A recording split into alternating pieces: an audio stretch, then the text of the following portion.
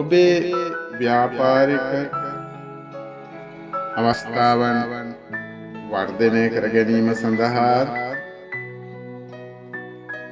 මුදල් ලබා ගැනීම සඳහා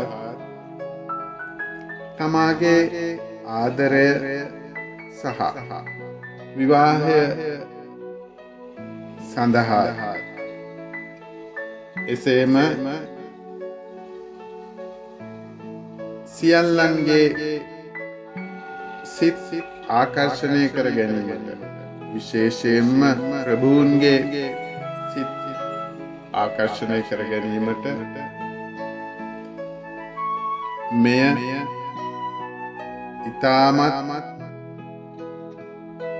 ප්‍රයෝජනවත් වේ. ඔබේ සිත පළමුව සංසුන් කරගෙන සිත ඒකාග්‍ර කරගන්න.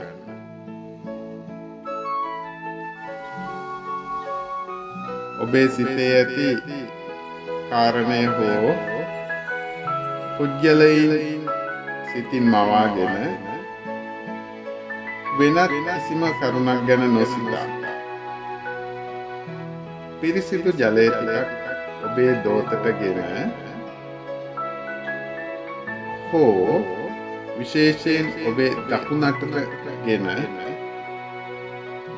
ඒ දෙස බලාගෙන මෙම මන්ත්‍රය 7 වරක් හෝ 21 වරක් කියා තමාගේම මුහුණේ ආලේප කරගන්න.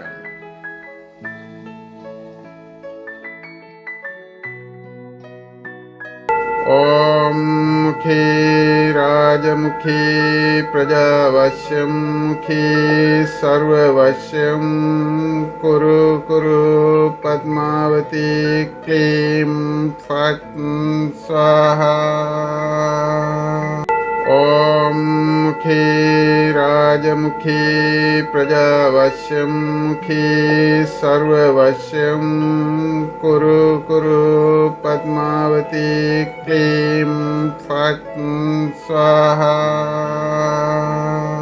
ओम मुखे राजमुखे प्रजावश्यं मुखे सर्ववश्यं कुरु कुरु पद्मावती क्लीं फट् स्वाहा.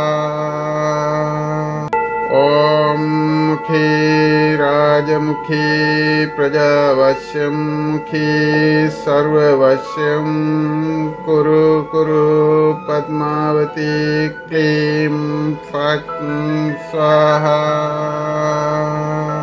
ओम मुखे राजमुखे प्रजावश्यं मुखे सर्ववश्यं कुरु कुरु पद्मावती क्लीं फट् स्वाहा.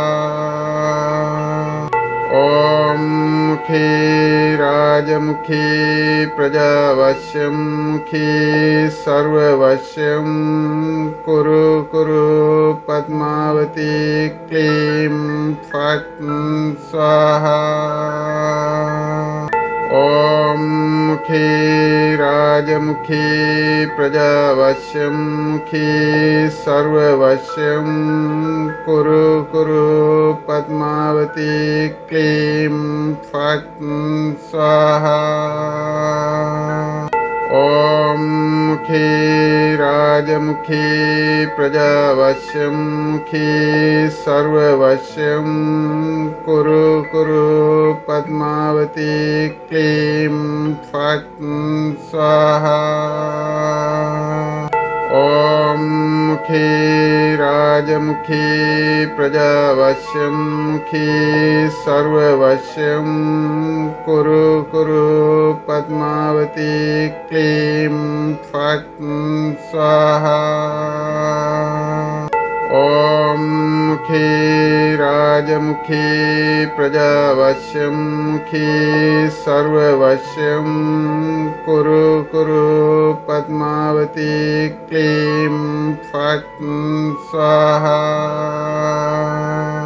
ओम मुखे राजमुखी प्रजावश्यं मुखी सर्ववश्यं कुरु कुरु पद्मावती क्लीं फट् स्वाहा।